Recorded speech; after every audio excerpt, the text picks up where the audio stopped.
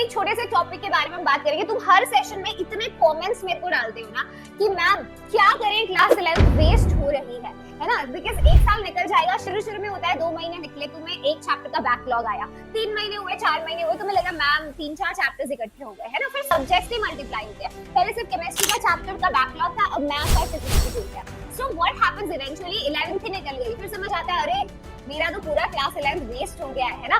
सो बेटा वो जो तुम बार-बार यही चीज पूछते हो कि 11th का स्कूल मैनेजमेंट नहीं साथ में हो पाता, मैम टाइम नहीं मिलता, 11th वेस्ट हो गया पूरा, फिर 12th में पूरा प्रेशर आता है। तो आप अभी आपके पास टाइम है, जो बच्चे क्लास 11th में है प्लीज बेटा इन कॉमन मिस्टेक्स का ध्यान रखिए, आप लोग अवॉइड करिए इनको। सबसे ज्यादा कॉमन मिस्टेक्स जो बच्चे कक्षा 11 में करते हैं, सबसे पहली चीज है तुम एनसीईआरटी को बहुत दुर्बल समझते हो। तुम सोचते हो एनसीईआरटी में तो भाई क्या ही है। जेईई 2024 का मेंस का पेपर उठाकर देखो तुम, केमिस्ट्री में चाहे ऑर्गेनिक, मतलब ऑर्गेनिक की बात करें क्योंकि इनऑर्गेनिक तो हमेशा यहाँ से आती है, उसमें तो कोई नई चीज नहीं है कि इनऑर्गेनिक तो यहाँ से बाहर जाएगी ही। लेकिन ऑर्गेनिक की अगर मैं बात करूँ 2024 में बेटा मेजॉरिटी ऑफ द सवाल वर of the level of NCERT के सॉल्व्ड एग्जांपल्स, जो इन टेक्स्ट एक्सरसाइजेस हैं वो। तो एनसीईआरटी बहुत ज्यादा इंपॉर्टेंट है। आई वुड नॉट से ये सफिशिएंट है, बट ये बहुत इंपॉर्टेंट है ना। So this is the first book that you have to do ideally. तो सेशंस हम तुम्हें करा रहे हैं ना, हम क्लास में पढ़ रहे हैं, पूरा course A to Z advance level का कर रहे हैं, लेकिन फिर भी एनसीईआरटी की अपनी अहमियत है,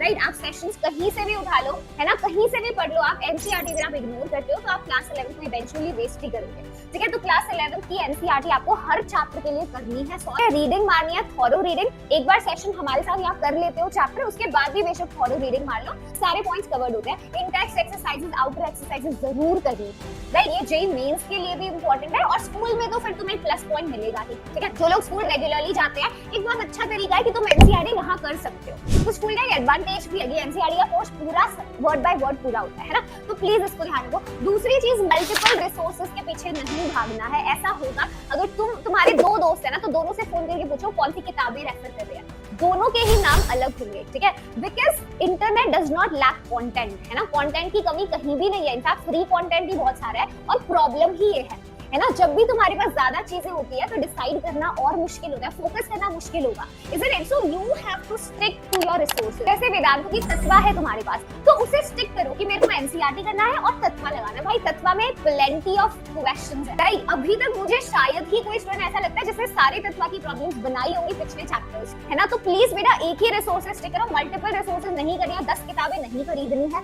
ठीक है, क्योंकि जितनी ज्यादा रिसोर्सेज उतना ज्यादा confusion. Stick to the teachers and stick to the resources, ये बहुत जरूरी चीज है, राइट। तो इस पे टाइम वेस्ट नहीं करना है। उसके बाद देखो 11th को फॉर ग्रांटेड नहीं देना। बहुत सारे बच्चे हैं सोचते हैं अरे कोई नहीं, 11th का तो क्या ही हल्का फुल्का काम है, ऐसा नहीं है। जेईई के अंदर 45% वेटेज कक्षा 11 का है, और वो भी चैप्टर्स जैसे केमिकल बॉन्डिंग, जीओसी, उसके बिना तो क्लास 12 कर ही नहीं सकते, ठीक है। तो चैप्टर्स इंपॉर्टेंट भी है क्लास 12 का कोर्स समझने के लिए, प्लस वेटेज भी 45% है। तो प्लीज बेटा ध्यान से आपको ये करना है ना। Class 11 is not a joke, तो प्लीज सीरियस हो जाओ। ये चीट डेज का पॉइंट क्या है कि चीट डेज ये होता है, तुम सोचते हो कि यार आज नहीं पढ़ता तो क्या ही हो जाएगा, है ना, कल ही करूंगा। सो सॉर्ट ऑफ प्रोक्रास्टिनेशन भी तुम ऐसा करते हो कि चीट डे इज लाइक जैसे जिम में कोई जाता है ना, तो एक दिन चीट डे हो गया, चल मैंने फास्ट फूड खा लिया, बट आपको नेक्स्ट डे एक्स्ट्रा वर्कआउट करना पड़ता है, ठीक है। तो अगर तुम चीट डे लेते हो पढ़ाई में कि आज तुमने कुछ नहीं किया, पूरा दिन तुमने वेस्ट कर दिया, और फेस्टिवल्स में ऐसा ज्यादा होता है ना, अब तुम्हारे पास टाइम भी 11th में फेस्टिवल्स आते रहेंगे, टाइम वेस्ट होता रहेगा,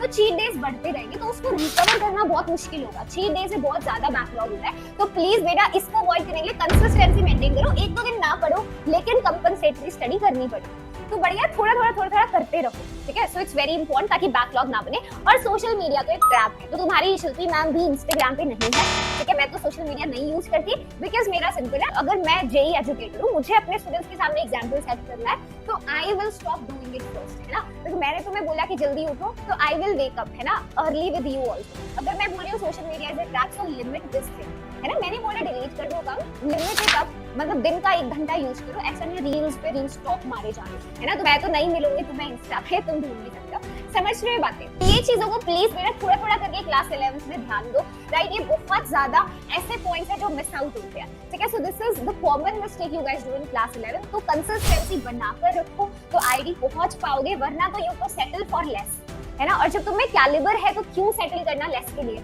समझ रहे हो। यस, तो प्लीज इस चीज को ना ध्यान रखना है, ठीक है।